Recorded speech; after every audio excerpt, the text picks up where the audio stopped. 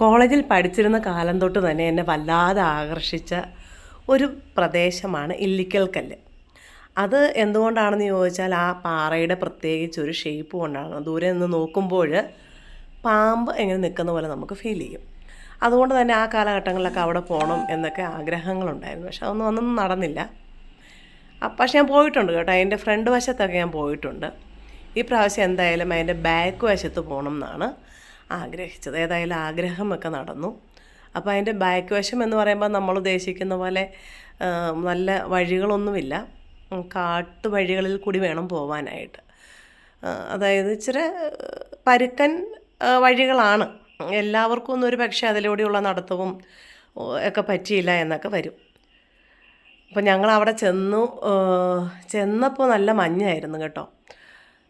മഞ്ഞായിരുന്നത് കൊണ്ട് തന്നെ പിന്നെ പോയപ്പോൾ വലിയ കുഴപ്പമൊന്നുമില്ലാതെ കണ്ടോ, വഴികളൊക്കെ നിങ്ങൾക്ക് കാണാം. ആ വഴികളിൽ കൂടെയൊക്കെ ഞങ്ങളങ്ങ് നടന്ന് കയറിപ്പോയി.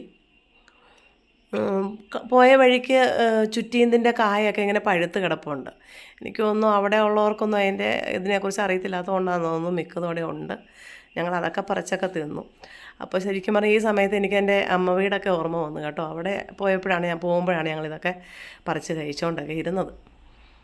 അതൊക്കെ പറിച്ച് കഴിച്ച് ഞങ്ങളങ്ങനെ മുന്നോട്ടൊക്കെ പോയി.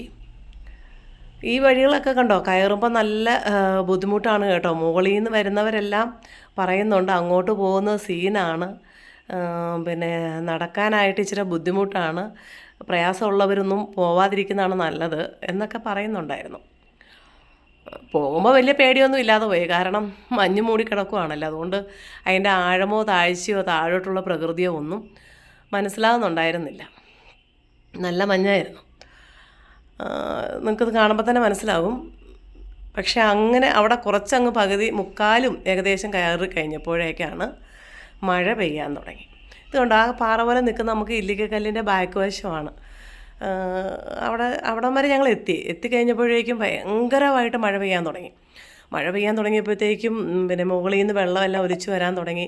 അതിന് മുമ്പ് മുകളിൽ കയറിപ്പോയ ആൾക്കാരൊക്കെ താഴേക്ക് പെട്ടെന്ന് തന്നെ ഇറങ്ങാൻ തുടങ്ങി. അങ്ങനെ നമ്മൾ ഉദ്ദേശിക്കുന്ന രീതി പെട്ടെന്നൊന്നും ഇറങ്ങാൻ പറ്റത്തില്ല കേട്ടോ. ഇനി ഇപ്പോഴാണ് മറ്റൊരു അപകടം കൂടെ അവിടെ മനസ്സിലായത്.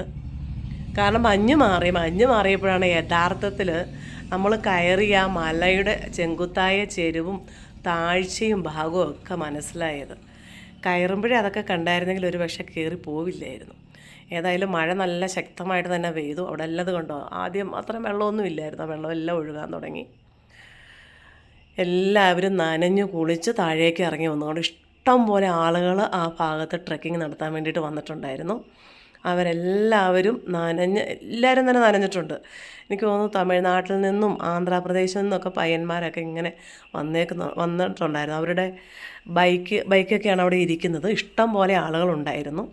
പിന്നെ താഴെ വന്നൊരു ചായയൊക്കെ കുടിച്ചിട്ട് ഞങ്ങൾ തിരികെ പോന്നു. ഇനി വലിയ മഴയൊക്കെ ഇല്ലാത്തപ്പോൾ ഒരിക്കൽ വീണ്ടും അതിൻ്റെ മുകൾ ഭാഗത്ത് പോകണമെന്നൊക്കെയാണ് ആഗ്രഹം. എല്ലാവരും ഒന്നും പോകാൻ ശ്രമിക്കണ്ട കേട്ടോ. ഉയരം പേടിയുള്ളവർക്കൊന്നും പറ്റുന്ന കാര്യമല്ലത്.